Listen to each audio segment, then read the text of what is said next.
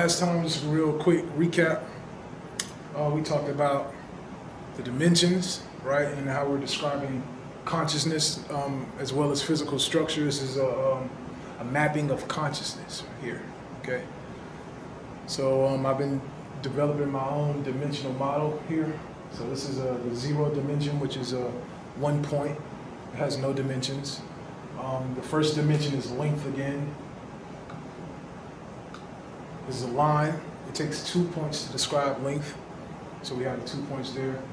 The second dimension is length and width. Each dimension as it goes up builds upon the dimension before. Width, imagine like this being 3 dots, like a corner. You get length one way, width the other way, and that's and the triangle is the smallest point that you can have to denote a plane here. I'm not gonna go too much deep into it. Third dimension is length, width, and height. You get the dimension of height. All right. And then the fourth dimension, which is what's known as a tesseract. Really, science doesn't really dive too deep into it, but length, width, height, they say it's time, but it's what I call the dimension of memories or sequence, which is what time is. Time doesn't really exist, but this is a tesseract right here. And this is the mind. The mind, which is the shape that was used for the tesseract was a box within a box. Remember? Last time I described that to you. We got this big box here.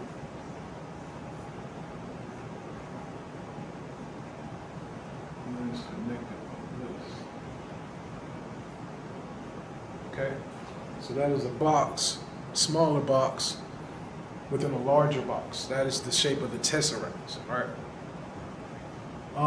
And that's denoted here. So you have 3 dimensions, height with the width and the length. There's a notational dot in the background, but you see the dot in the inside of this one, which is the box within the box. This also looks like what we call atoms, right? Molecules, right? You ever seen those things? This is where life comes into play when you go into the mind. And then we have the 5th dimension, which is what I said was associated with the heart, also associated with cost and emotions. Okay. This is the dimension that I propose that we actually exist in. This is the 5th dimension, right? The dimension of emotions. But I'll tell you too, the 6th dimension, we're not gonna go into it, but I'll just tell you real quick, is energy. Okay? So that's a little foreshadowing. But energy and emotions can kind of seem very similar in some aspects, especially some of the ways that I'm about to talk about it. I'm gonna be using energy a lot. I'm gonna say energetic emotion or energetic motion. But you also have to remember that each one of these dimensions, again, they're fractals of the lower dimensions, so they kind of exist the same way that the lower ones do, in the sense that length and width, if I draw a line going this way and a line going that way, denoting length and width, if we turn it, which one is length and which one is width? You know, you don't really know, even though we know that this is generally, like when we talk about a page, let's say this is the width and this is the length. Right? But if we turn the page, which one is the length and which one is the width? You know, that is the same way like the 5 and the 6, where energy is the emotions, but the largest dimension is energy. So for instance, length is the line, but the second dimension, which is the plane, right? The line exists on the plane. So with the 5D, this might go a little bit above. The 5th dimension, the emotions exist on the plane of energy. This is where we're all connected, right? We're connected in an energetic field where intuitively, subconsciously, if you don't say anything to me, I can still intuitively feel how you are doing internally. Like I can tell when people come to me, whether you're a good person or a bad person, whether you're in a good mood or a bad mood, whether you're happy or sad, because on the subconscious level, we all know that we're suspended in energy even though we don't really see it. So this is the dimension that we're encapsulated in, but we're 5D creatures, where we're kind of starting to understand what energy actually is. But we are emotional. This is to say that we are emotional creatures, and we move from the heart, even though some of us pretend like we're robots and we only move from our minds and nothing affects me. People like to pretend like that, or they only like to not use their minds at all and just exist in this third dimensional realm of objects, right? Okay. But we're actually emotional creatures, and we can use emotions. Today I'm going to be showing you how we can use emotions to our benefit to what's called manifest things in our reality, okay? So, and the 4D is the mind. It's also central processing. So you can think about a computer with central processing in it. So the computer can now move. That is all that the fourth dimension is, something that can move, right? Regulate time, okay? So let me erase some of this stuff here.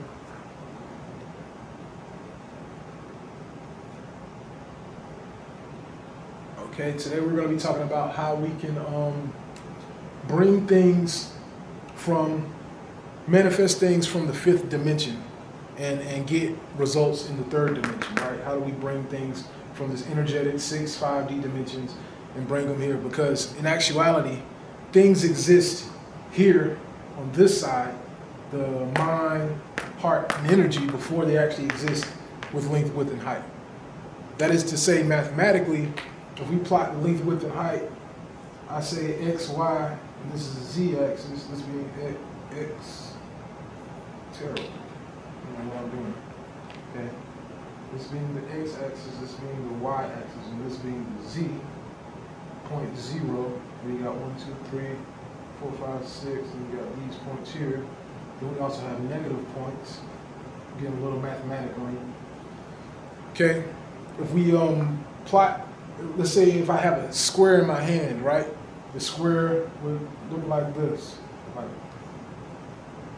and it has value. You can even draw it like a cube. This is how the cube is in reality, right? It has value in all of these coordinates, right? But what I'm suggesting here is that before it gets value on these three coordinates, it gets a value in time first, which is the mind. It gets an energetic value. It has to have an energetic value and energy to produce it in these three realms, which is to say that, so this, imagine this cube, right? So this is the cube, and perpendicular to this axis, the z-axis exists because all dimensions are brought about in 90-degree angles. So perpendicular to this axis would be another axis. To this axis, you see? So 90 degrees away from that is this. Now this would be the dimension of time. So imagine if I turn this way and I have a string, right? Just imagine a string here in my hand. So I'm showing them, I'm gonna make sure the camera can see it, right? So this is the dimension of time running through the cube. If I have a string in my hand and I have clay, a ball of clay that exists outside of the string, and I take a little piece of the ball and put it on the string, that represents the string coming into formation in time. But there's already a ball of clay in my hand. And as I move the clay along the string, I can add more clay to it along this axis of time here. You see? But before the clay actually gets on the string, it actually exists somewhere before it actually gets on the string of time. Does that kind of make sense? Okay, I'm gonna go more so into it, right? So that is to say that you can have 0 values for these three dimensions and have actual values for this. So let's say I have a value of 5 here and a value of 2, but no value in the third dimension. That means that this box doesn't actually exist here, but it exists somewhere in time, right?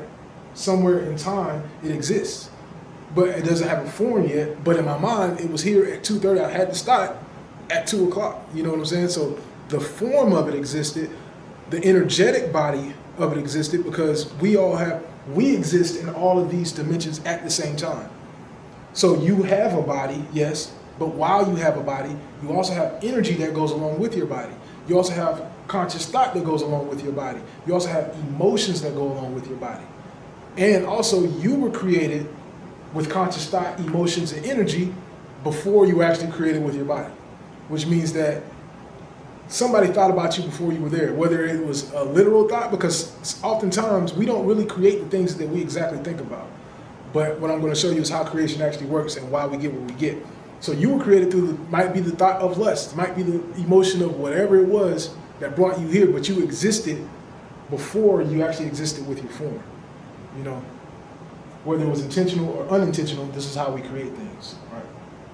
So you can have a value for the mind, for the emotions, and for the energy while nothing is existing here. But the more, I'm going to show you guys, the more you put values to the higher dimensions, is the more that through this dimension you can translate it into the third dimension. This is how we call manifestation, right?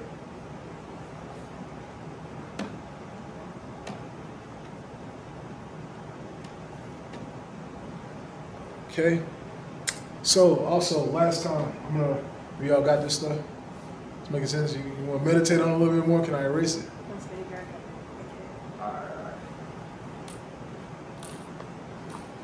Okay, so that's a quick overview of what we talked about last time. And I'm going to go into the example I gave last time where I said, I told you guys I would talk about how we actually use these dimensions to our advantage. And I gave the example of the two right triangles, right? And I showed you how if you turn the right triangle this way, you get a small or same triangle, but now it's there. Now it's there. And then it goes, this is when we turn the triangle this way, we turn it this way, and then when we flip it that way, where when you turn it 360 degrees, right? The object that we're trying to do is get this triangle to match this triangle, right?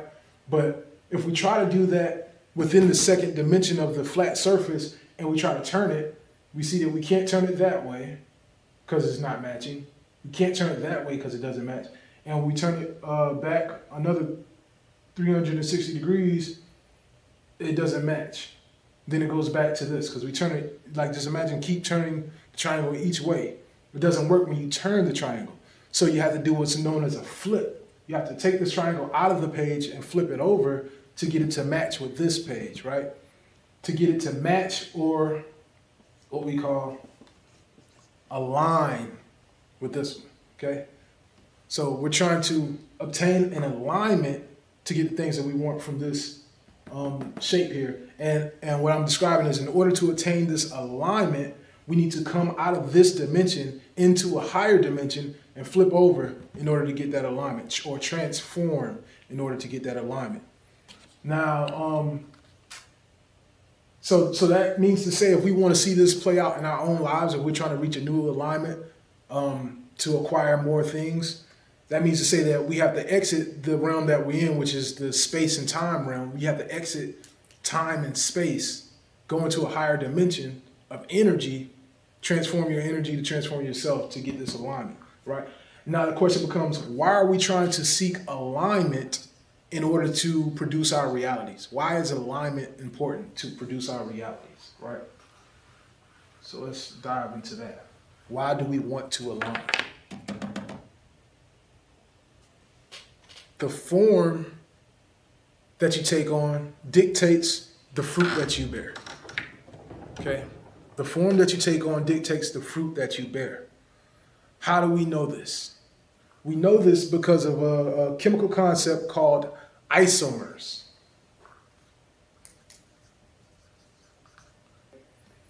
Isomer is when a chemical has the same makeup, the same components that make it up, but it's in a different arrangement, which changes its chemical properties. That's what an isomer is, okay?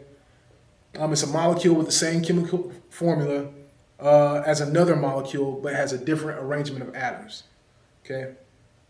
You can think of this like a Lego, right? Lego bricks. You have the same amount of Lego bricks, the same type of Lego bricks, but you can make different structures with the same Lego bricks. The pieces are identical, but the way that they make connections, right, changes what the structure actually is, changes the final object and what the properties are, right? Here are two isomers, rather. Isomers, I'm gonna go into enantiomers. These are chemical concepts, right? Two isomers are ethanol and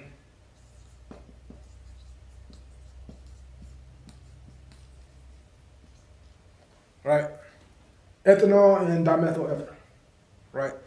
So I'm gonna draw these out for you. C, O, H, and then we got these. Boom, boom, boom, boom. We're going into a little bit of chemistry today. Last time we did a lot of mathematics. Today we're going into a little bit of chemistry.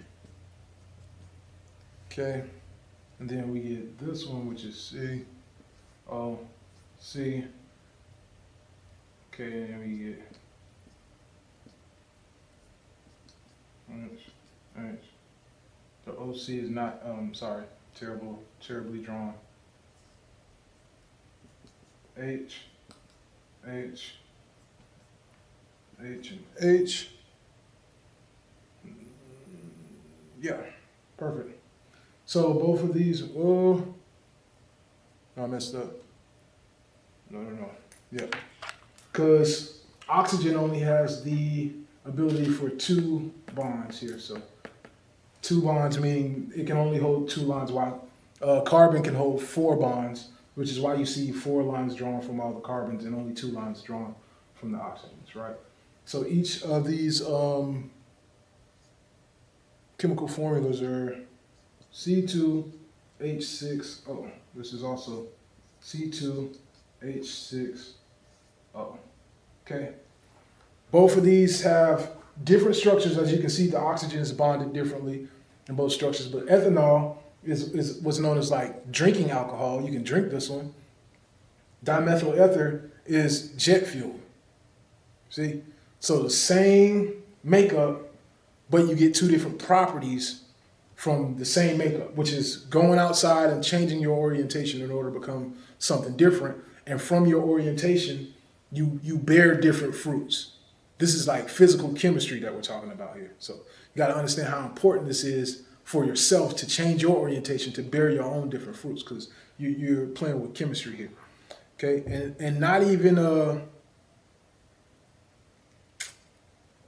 just changing the way that you're made up, but we have what's called stereoisomers as well, right?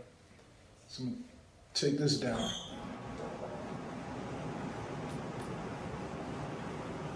We have what's known as stereoisomers. Okay? In a stereoisomer, the atoms are connected in the same order, but arranged differently in 3-dimensional space. Right? So, for a stereoisomer, I'm just the same thing, I'll draw it like this. You might get, okay? So, you'll have okay? In a stereoisomer, these things are connected in the same way. However, the orientation is different. That means that before we switched around where the O was and where the C is. These aren't real molecules, I'm just drawing this for an example, right? But before we switched around where the oxygen was in those 2 chemicals. But for this one, they're connected in the same way, where let's say this is the O, this is the C, this is the H. They're all connected in the same way. However, the orientation is different. It's the difference between your left hand and your right hand. They both have 5 fingers, but the thumb is placed differently on the hands, and you can tell what hand is what by the placement of the thumb. You see, they're still connected the same way, but they have a left-handed orientation and a right-handed orientation. So you see that in biology, where enzymes and receptors often recognize only one version of the stereoisomer, okay? Where drugs can only attach to a certain receptor, but if it's the opposite isomer of it, it will either be inactive or non-effective. So you got to make sure that the position in 3D space is right, you know? Now, what do I mean by you have the same orientation, the same makeup, but the position in 3D space brings in different properties, different fruits? Stereoisomers, all right? So you can imagine, just take this analogy where you walk into a room, you walk into a job interview, let's say, and you go into that job interview to obviously secure the job. But one version of you walks into the job interview nervous, you know, not confident, hunking down, quiet, not projecting your voice. But the same you walks into the same job interview differently, confident, sitting upright, you know, making eye contact, smiling, greeting people. And just those two versions alone of yourself will produce different results in other people's minds and also bring you different fruits from that interaction, right? Because we're talking about the connections. And if we think about what I said, emotions and thoughts are, they're more physical than not existing. So these connections that you're making emotionally are physical connections. You got to realize that these are physical connections, not just mystical connections. The energetic connections are physical connections that you can begin to manipulate, and we all understand this intuitively. There's a common meme, that I don't know how common it is, but it's a meme that I saw. It says, "Which one are you?" It has these stick figures, or rather these like models with no faces, just around the table. Then it has like one sitting in a chair here, right? But all of them are in a different position. They appear to be doing something differently, and they have numbers on them. And it says, "Which one are you? Which stick figure are you?" There's one sitting on the table aggressively. There's one leaning back in the chair. There's one sitting off from the rest of the group, and it's like they're having a meeting. But you can tell from the different orientations and the positions of the way that they draw the characters, they each embody a different type of personality per se. And then, in the comments, people are like, "Oh, I'm a 1, I'm a 7, or," and then they each like have this psychological, profile of what each position means, because we can intuitively tell by the form of things, their psychological backing, their energy behind them, And energy does have shape. And we know this because you can sit sand on a tray on top of a speaker, make a noise, and it produces a certain shape. It produces a certain wavelength. These energies come with shapes, right? Or forms, or patterns, okay? Another example of this is another example. I threw in a couple examples here. Just like a party, an all-black party, same right here, same hall. We have an all-black party. We're gonna have a good time. We laugh and we joke and have a great time. Same hall, same all-black, same people. However, now it's a funeral. It's no longer a good time. The connections, the reason why we're there is a little bit different. So it makes it produce different fruit. You might get people crying there. You might get, different reactions from things, right? So this is important because you have to have an understanding that it's more important to embody the form in the spirit if you want the effects of the properties. Okay, that's why it's important, because you got to embody the form in the spirit to get the fruit in the third dimension, if you want the fruit to be lasting at all, right? Like if you want to be rich, it's important to have the properties that rich people have. Like you want to have great financial discipline. You want to embody the spirit of investing.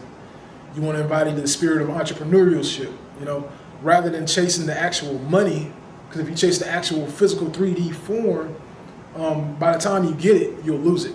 You won't know how to maintain it. And that is a part of going up into that higher dimension, where in order to maintain the form before it dissipates, you want to make sure you embody the vessel, right? Okay. So things must change in the spirit in order to have a lasting effect. This is why if you heal a person, they might just go right back to being sick if they have bad habits. If you if you're overweight and you go for liposuction, 9 times out of 10, a lot of those people have to go right back because they keep eating. They have the same, messed up mentalities, the same things going on in their brain that were never corrected. So they're chasing the outward appearance of it, but they're not actually getting the essence of what they're actually looking for, which is why we find people, rich and unhappy all the time because they got what they thought they wanted, but they didn't understand what the target actually was. This is like a famous parable that models that is like you give a man a fish, he eats for a day, but you teach a man to fish, he'll eat for a lifetime. So that's what we're trying to do here. We're trying to teach ourselves to fish rather than looking for the fish, right? We want to learn how to fish rather than just getting the fish and thinking we'll be okay, because we'll be looking for fish forever. We'll always be asking for a handout, okay? So what is the problem from preventing people from manifesting things in their lives, right? This is because people are stuck in the 3rd dimension, right? Which means that they're also stuck in the past. They can't catch up to the 5th dimension, which is where reality is produced, right? Because we said that they have forms before they actually go onto the page. So they can't catch up to the idea of being proactive in the mind and in the spirit, and they're stuck with trying to grasp at illusions. But by the time it comes to our reality, it already existed in the mind and it already existed in the spirit. So you're grasping at something that is no longer really actually there. You got to be caught up to the times where everybody's thinking about it like, oh, we all gonna run out of here. Like, let's say kids are stealing from a store and they all looking at each other and they're about to run out of the store. You don't want to be the last guy that doesn't get the message, because by the time everybody starts running, you're like, what are we doing? You're trying to catch up to it in your mind and figure out what's going on. Everybody left the store, you're the one that gets caught. You know what I'm saying? It's a random analogy. You shouldn't be stealing out of a store, but it's a random analogy. Like, you want to be there caught up in the mind so that we can be ahead of the curve, because everything that exists now is an after image of what already took place in the mind and in the heart, right? So let's talk about some of this illusion that people are focused on, right? The problem that I see with manifestation. This is why I call this class manifestation, because I know other people will understand it, but I don't agree with manifestation, right? The problem with manifestation is that most people are focused on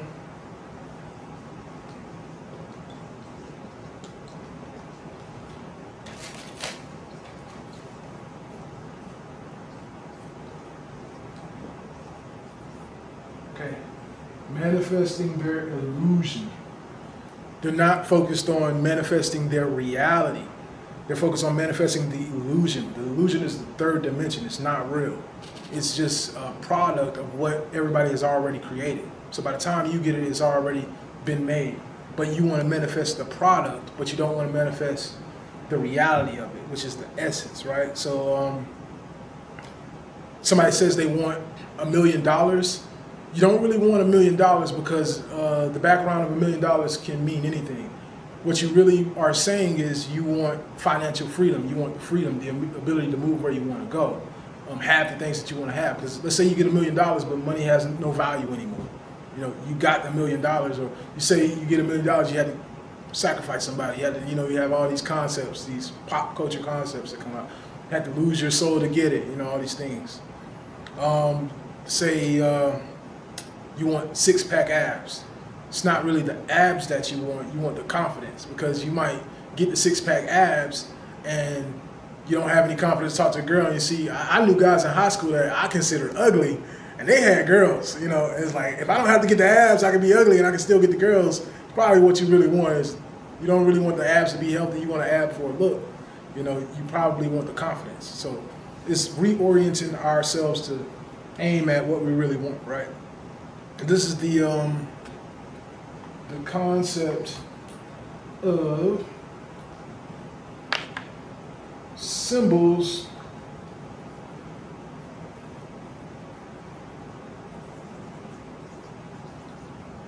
that's terrible.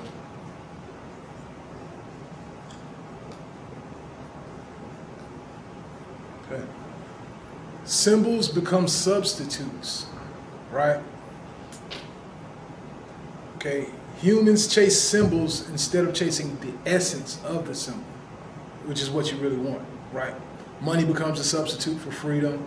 Status becomes a substitute for love. Sex becomes the substitute for intimacy.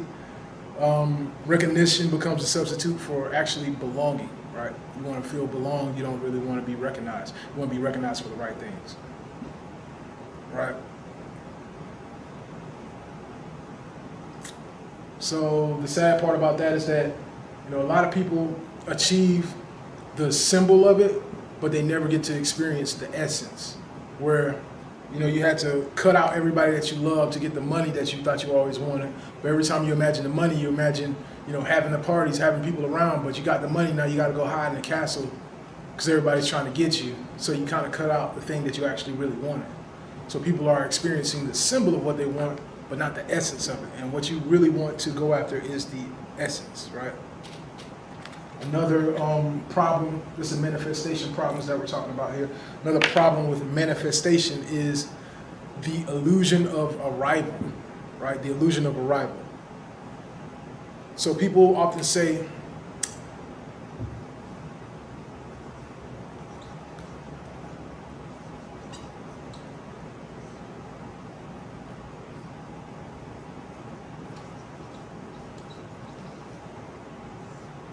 when I get blank, I'll become blank, right? It's the illusion of arrival. So it's like when I get the abs, I'll become confident. Well, that's not how it works, because again, you're chasing after, when I get the third dimension, I'll become the fifth dimension. That's not actually how it works. The energy creates the outcome because reality is consciousness becoming visible, which means you have to become it before you get it.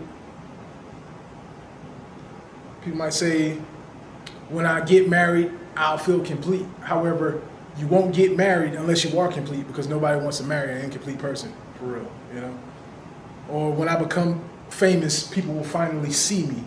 However, you probably won't become famous at all unless people see you. All right, so we gotta make sure that we're orienting ourselves to the right things. Let's go through one more illusion of manifestation, which is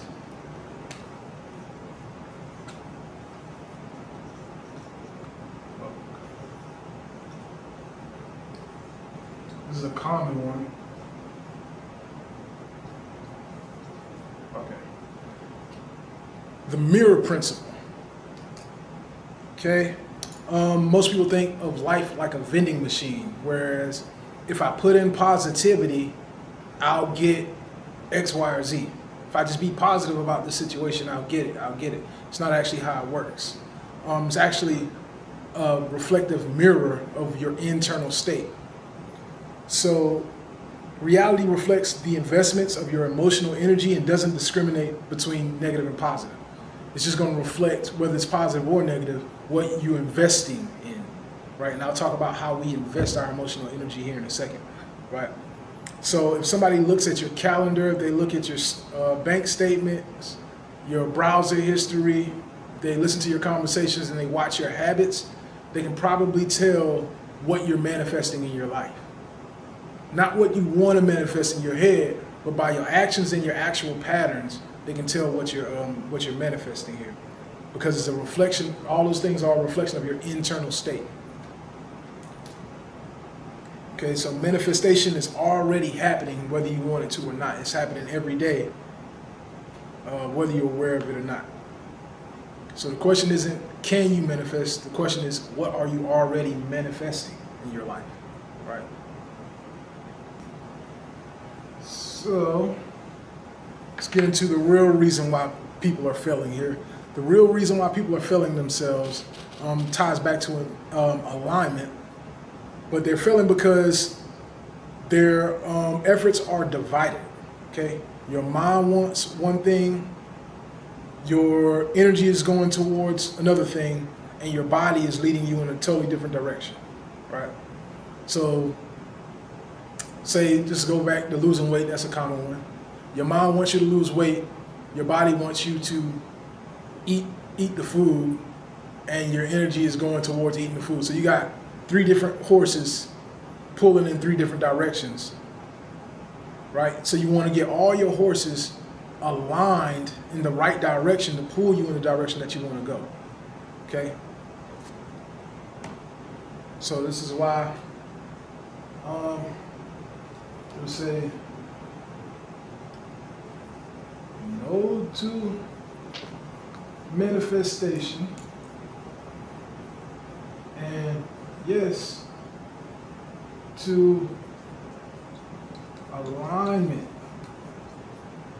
Okay, because manifestation is this idea that you can think about it and your wishes get granted. You're trying to grant wishes and you're trying to make things magically pop up into your life.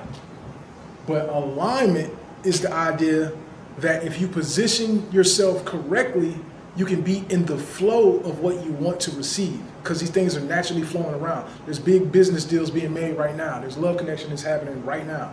But if you position yourself in the right way, you can get into the flow and it will naturally seem as though it's attracting into your life by positioning yourself a certain way. Okay? This is why Instagram is misleading, because people are only showing their positive side of life, and the people that most people want to mirror their lives off of, and they only get shown the positive side, but you never really see what the negative side is that people have to go through in order to obtain the things that they get, to understand what you're actually manifesting and what it actually looks like. It's not just a positivity, because I know in today's culture, and I met quite a number of people that only want positive vibes. Oh, positive vibes. Like, if it's not positive, don't need it around me. It's like, well, you're cutting half of your investment short, because the investment is the positive and the negative vibes. Like, your job may not always be a good experience, but it's going to take that job and that time and that effort that you put in to get to where you want to go. But most people start investing into something and they lose sight of what they want to invest in, or they lose the courage to hang on to it, and they lose their investment, and then they end up wasting their investment and having to go back into it again. And I'm speaking of this more so like money than anything, right? Because when you start investing in something, you want to recoup on your investment, so you don't want to just pull out. You want to wait until you get your return on it. Most people are investing and letting it go. Like, I thought I wanted this, now it's getting a little too hard, I'm gone. You know, I wanted to play football, I got to go to practice in the sun, I don't want to do it anymore. Like, you could have just kept working and been the next Michael Jordan or something. You never really know what's going to happen until you stick it out. Jumping back, how do we align? Let's go into how we actually align, right? We align through embodiment. This is how you actually align. This is the big buzzword of today. Embodiment. Okay. So vocabulary.com states that embodiment is the representation or the expression of an abstract idea in concrete physical form. Embodiment is the representation or expression of an abstract idea in concrete physical form. It also refers to the consciousness, subjective experience of possessing and acting through a physical body, bridging the connection between a person's mind, senses, and physical actions, right? So I know that's a lot of word salad there, but basically this is how we translate energy into the physical reality, which is done through time or the mind, right?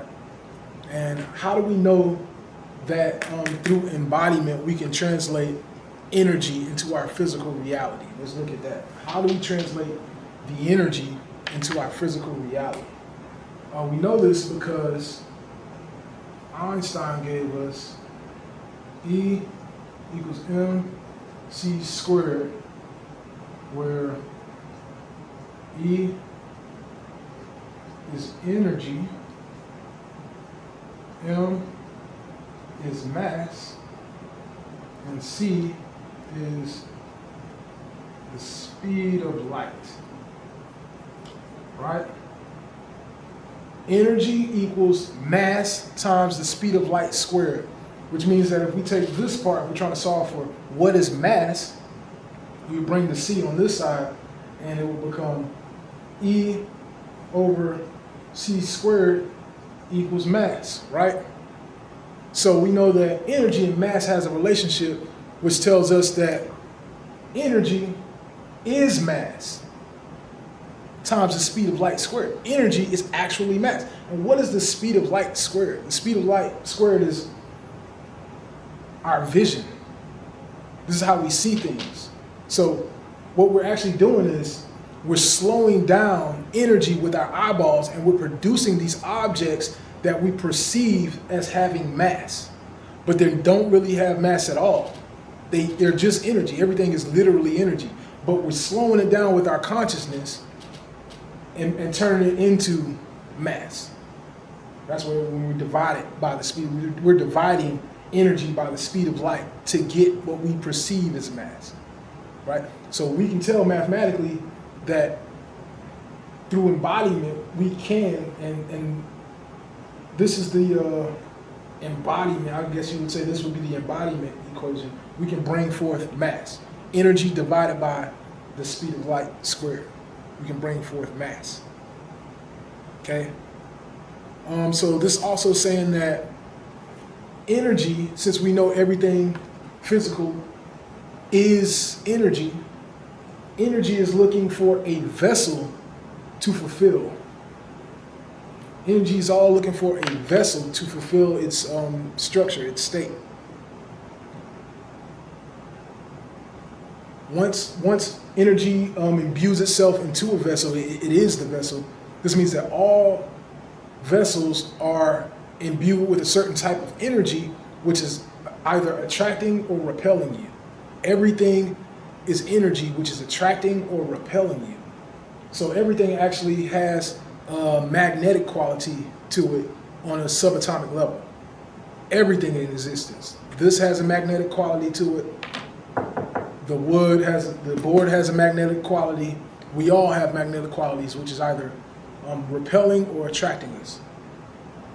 That's what's known as the principle of diamagnetism. Okay, you can look this up. The principle of diamagnetism tells us that everything has a magnetic quality to it, right? So, depending on the energy that you imbue an object with, you can attract or repel people. So just imagine on a simple level, oftentimes we think that we are shopping for things, but we fail to realize that those things, we're not shopping for those things, but those things are doing a successful job in attracting us through the energy that was put into them. So we don't actually shop for things, things actually buy us. We were sold on the idea of what those things are. So let's take an example for it. People might want diamonds. You were attracted by the energy that's already in the diamond. The diamond exists independently of you. Everybody wants the diamond, but the diamond is the diamond.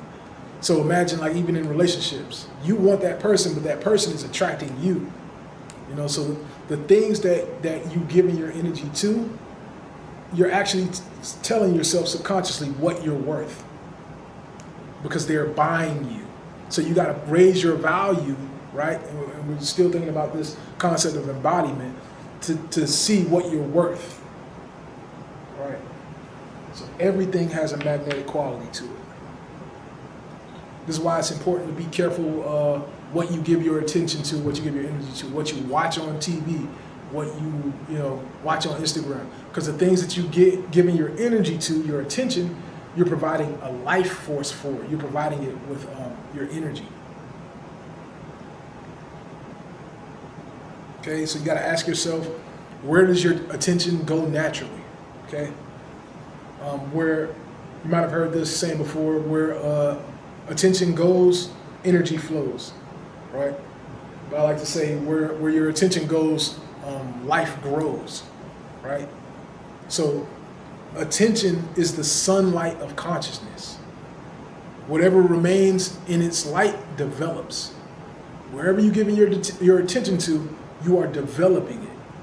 It's the sunlight of your conscious eye. The things that you don't give attention to, they end up dying out.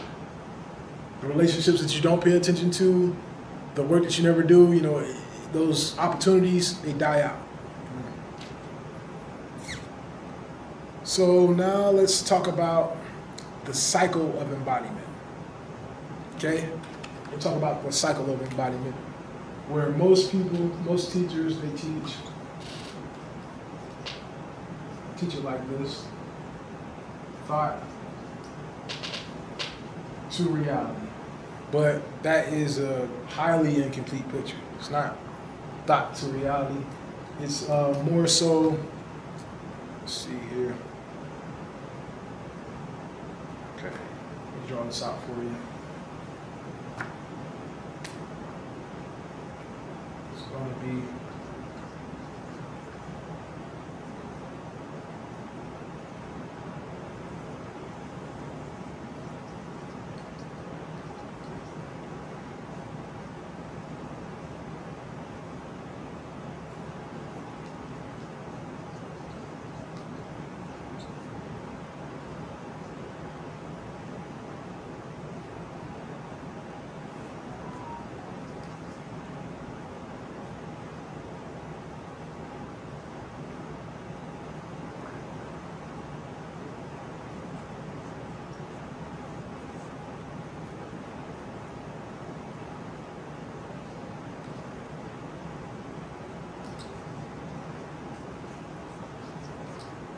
okay.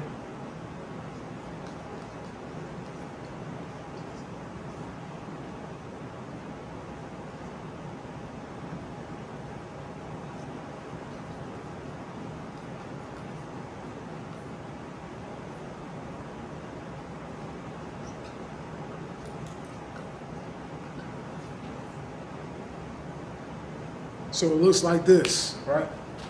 This thought is backed by emotion, right? Then you formulate your passion on something, which grabs your attention. That passion flows into your attention. And when you give your attention to time, you build with time, you get consistency through the principle of consistency. And when you use your time for certain actions or habits, through your habits rather, you can affect matter through discipline. And this is actually a feedback loop where whatever matter you create produces more thoughts and it goes back, right? So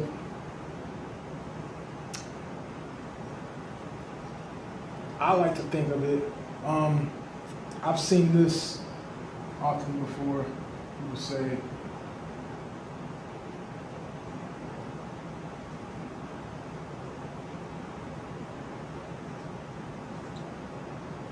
okay, I do a little computation there. Okay, so this is pretty much this number being doubled each time. So the number gets doubled. 1 plus 1 equals 2, 2 plus 2 equals 4, 4 plus 4 equals 8, 8 plus 8 equals 16, but 6 plus 1 equals 7, 7 plus 7 equals 14, but 4 plus 1 equals 5, and 5 plus 5 equals 10, which is a 1, right? And it goes there, and then you get left out this 3, 6, and 9 that never gets touched, right? So that's how I like to think about this one. These are all, say, 1, 2, 4, 8, 7, 5. Same type of energy going on here, right? And in between these energies, you get these principles that are keeping it going. The principles actually keep this thing going, this flow here. And the principles are passion, consistency, and discipline. Right, the principles keep it going. And through passion, through consistency, and through discipline, you can actually achieve your goals. Things that you're trying to accomplish here.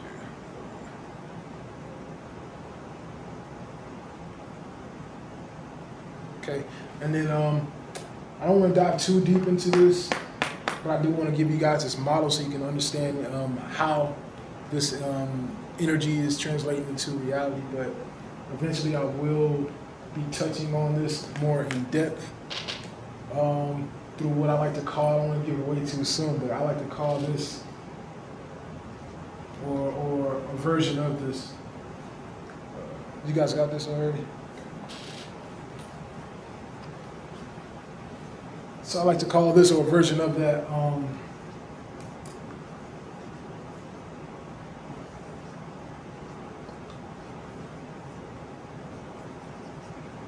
the spiral ritual. Okay, this is what we're going through. Life. Life is the spiral ritual, which means to say that life is spiritual. Spiritual is the spiral ritual that we keep doing every day. We do it every day when we wake up and we go back to sleep. We conduct the spiral ritual. We wake up with a certain amount of energy, and each day we're deciding what to spend our energy on. And we engage people in this game we call the spiral ritual. And I'll do another class where we dive deeper into the implications of what the spiral ritual actually is. You know? So through that model, we can see that it takes time to manifest things, which means to say that based upon the value of what you're trying to manifest, it will take more time to manifest it. This is why patience is a virtue, right? So let's say you want to become a doctor. It takes 10 years to become a doctor. You can't just be a doctor in a day. That's a bigger ask. So you got to stay down for that ask. Or it's like the difference between ordering fast food and ordering a steak. You know, you have to wait on the steak if you want the steak. But the good thing about it is understanding these principles, you'll know that it actually works. But the bad thing is that faith without works is dead. Like if you don't put in the work, it won't work. But if you do put in the work, it will actually work. You gotta trust and believe that, hey, if I stay consistent, if I am passionate about what I'm doing, you know, I do have discipline about the things that I'm doing, it will come into fruition based upon this is the way that the universe actually works. You know? So when you think about something, you give it a form. If that form in your brain, remember you give it a value in the fourth dimension. If that form is backed by an emotion in the fifth dimension, right, you can charge it with energy, and that increases the likelihood that you will bring it to life, right, with energy. So you give it you got to describe the form in your brain, give it energy, and then you will begin to attract the vessel you want that energy to embody in the reality that you're seeking, right? So I also came up with some laws of embodiment here for us, just to kind of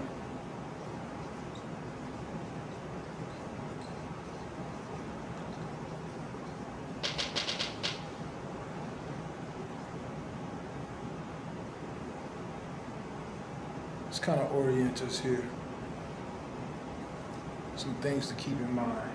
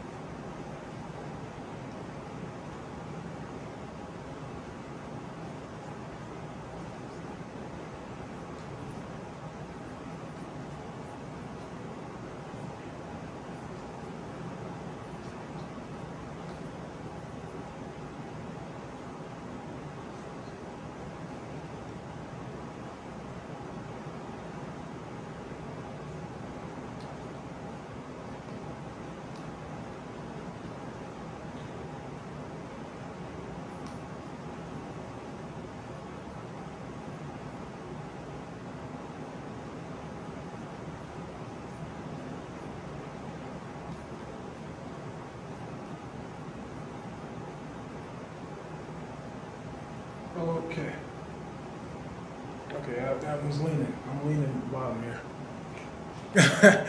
She got a little lean on her. She got a little lean, but that's all right. So let's talk about these laws of embodiment here. Okay.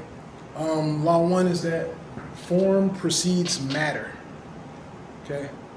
So it's that everything exists first as a pattern, right? The patterns that we are building are producing something in time. They're producing something in reality. So everything exists first as a pattern. Every building, every company, every civilization, every relationship was a pattern first. It exists as an invisible structure before it has forms. Ideas are forms, and matter is nothing but a delayed form. Okay. So that is form precedes matter. Now we have the law that emotion is creational energy. Okay. Emotion is the momentum that it takes to bring forth your ideas. Once you created it in your brain, it doesn't mean it's going to exist, because we still have to do the full, complete alignment to bring it forth in the third dimension.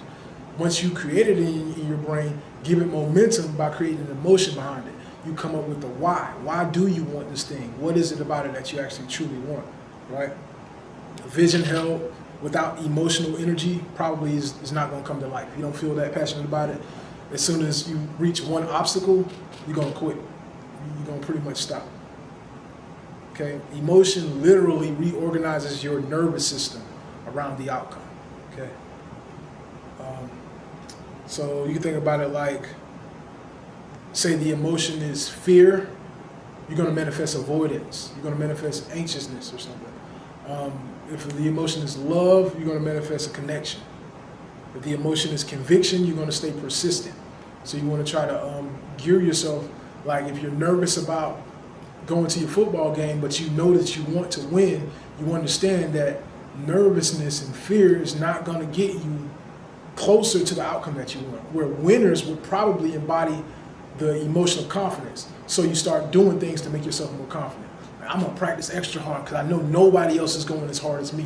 I feel like I'm more confident for it now. You want to analyze yourself, constantly be assessing yourself to see what emotion you're in and whether that is in alignment with where you want to be in order to get you there, right? Because you know that these negative emotions have negative effects and they will manifest something opposite of where you keep telling yourself you want to go, all right? What we have here, law 3, attention is an investment, okay? Wherever your attention goes, life flows. So whatever constantly receives your attention acquires your energy. Okay, this is why people think like narcissists are energy vampires. Like, you're draining my energy, is because you're giving them the attention, and they are taking your energy because you're giving it to them. So you got to be very conscious of the things that we're giving our energy and attention to, because all of our attention, whether we realize it or not, is investment. People say they don't want to see negativity in the media and stuff, but you constantly watching it. You know, you constantly consume it, and that feeds them a loop that, hey, people are interested in this because they're watching this. They're not turning us off, so you're giving it more life, and you actually giving it momentum to keep going. The things that you don't want to see, you just ignore them. Don't give them no energy, good or bad. I don't want to be around you. I don't think you're good for my life. I'm not even mad about you, because me being mad at you not being there is still giving you life, because I'm thinking about you. I need to just no emotion at all. Be stoic in that sense, right? Attention is an investment. Okay, the quality of your life reflects the quality of what repeatedly occupies your awareness. Okay, and attention is the bridge between the potential and the embodiment. So if you want something to come forth in your life, you have to give it more attention than not. And that's the easiest thing we can do, is focus on something, right? It's important to focus on something, because if you don't give it any attention, you say, oh, I want this, but it's like you wanted to win the spelling bee. Well, how much time did you practice studying? You gave it no attention. You just said you wanted to, or you wanted to lose weight. How much time did you actually give attention to going to the gym? How many videos did you watch? Or you want to be a content creator, or you want to do whatever. How much attention are you giving it? Because you can't just say you want to and then try to show up somewhere, because it's going to show forth, right? Now, identity determines action, okay?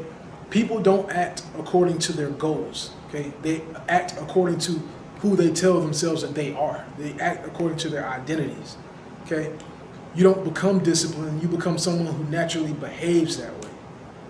Right?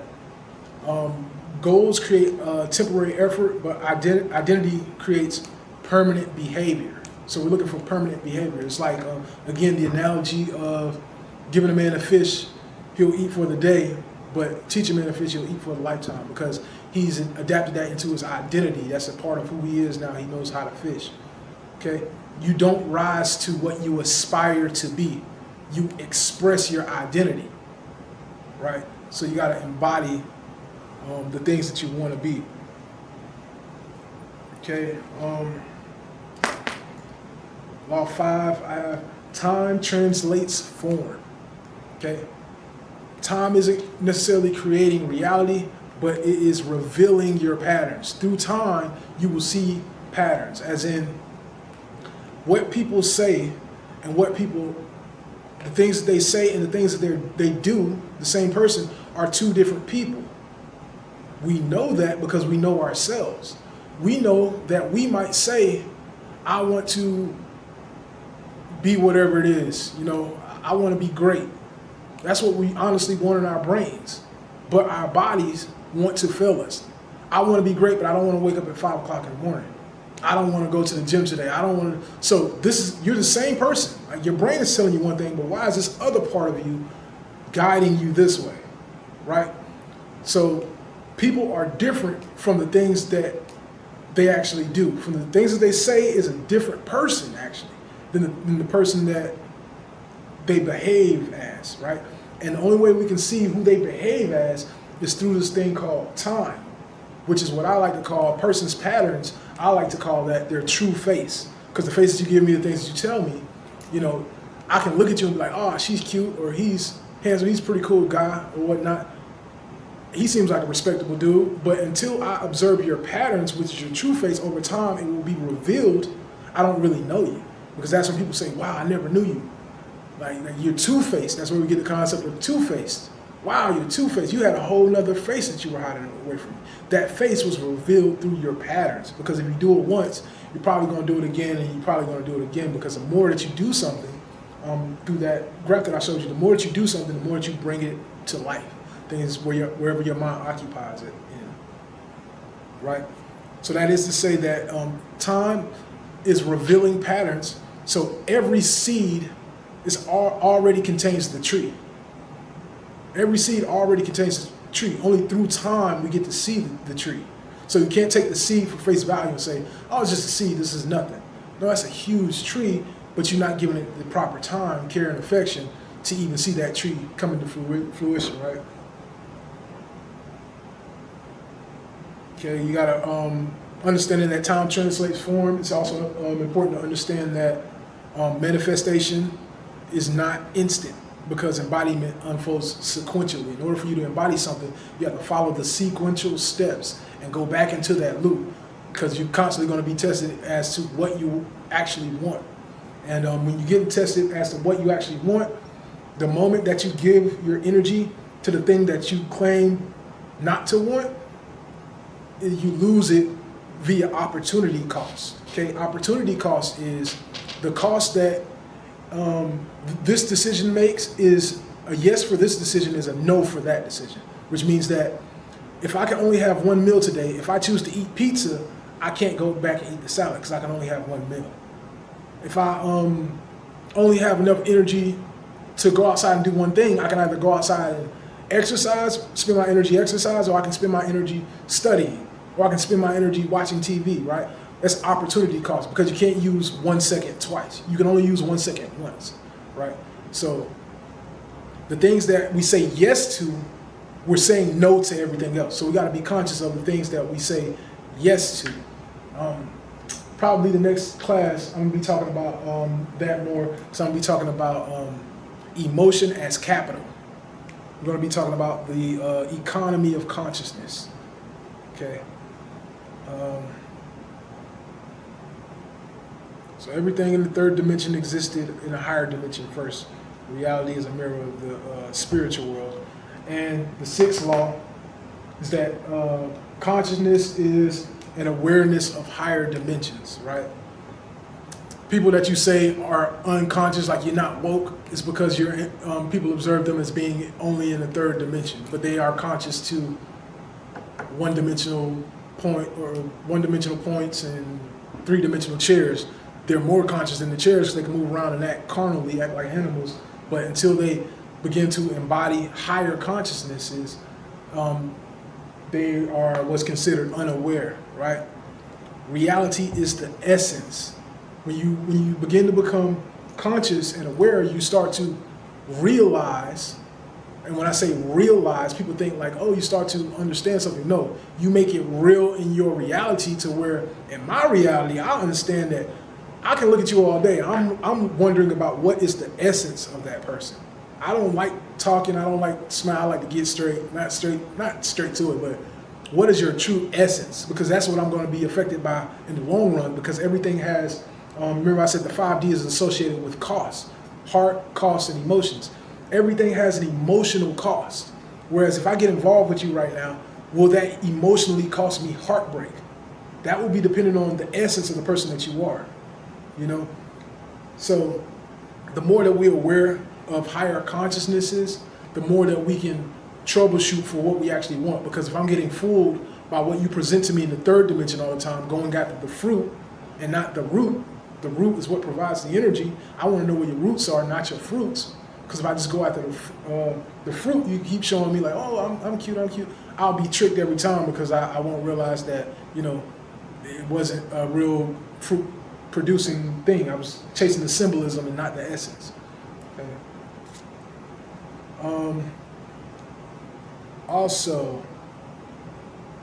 the capacity to perceive increasingly comprehensive patterns is associated with higher consciousness. You have to be able to perceive higher dimensions of something, right? This is another way of saying ignorance is not knowing. Ignorance is ignoring information, right? You hear the information, but you ignore it. That's what makes you ignorant. Instead of understanding like, hey, I know all these concepts, but I'm going to choose to still do it this way. So you're trapping yourself in a lower dimension. Okay. Intelligence is the ability to adapt and learn and change in response to new information and circumstances. So when you become intelligent, you learn how to adapt to new information and circumstances. This is why people don't realize that the things that they're seeking are not really what they want. So that's like walking around in a room that all the lights are off and you keep hitting a wall, and instead of you deciding to change your direction and go around the wall because you're blind and stuff, you just keep going straight because somebody told you just walk straight, you'll get that. So people telling you, hey, just go for the money, you're gonna be happy. But when you constantly keep seeing people that have money are unhappy, we have to ask ourselves, why are they unhappy? Because it's a different realm that we're walking around in that people are not acknowledging that I need to provide for my soul, have the fruits of the spirit before I try to go after the illusion of happiness. You know, what actually is happiness? We need to define these things completely before we go after it, right? So those are the principles here, the 6 laws. Came up with a framework to how you can think about how you should be embodying things, right? So the mind creates a map, okay? The heart supplies the fuel, and the body walks the road. Okay, that's pretty much a summation of how you manifest things. You create the mind of where you want to go in your, create the map of where you want to go in your mind. Your energy and emotions will provide the fuel, and you use your body to walk that road, right? So in closing, physics teaches us that energy and matter are deeply connected. As a metaphor for personal transformation, we can think of ideas as patterns of mental energy that become embodied through sustained action. Okay, the metaphor reminds us that lasting change begins internally before it is externally visible. Okay, We want lasting change. Your life is always manifesting something, not because the universe is granting you wishes, but because of your intentions, your emotions, your habits, and your choices are always creating consequences. There's always a consequence for your attention and your choices. The future is simply today's repeated choices, right? It's just our repeated choices finally becoming visible. And the universe doesn't give you what you want. The universe just reveals what you become. Okay? So that's why we want to embody things. Okay? So in closing, we can close our eyes and imagine our future and imagine the person who naturally deserves that future, right? And ask yourself, what would that person be doing tomorrow? What would that person be doing right now? And once you have that answer, then you should know what to do in order to take your next step in what you want to manifest or embody for yourself. Okay. That is today's class. That closes today's class. Hopefully I provided you guys with some insightful information here. Do we have any questions?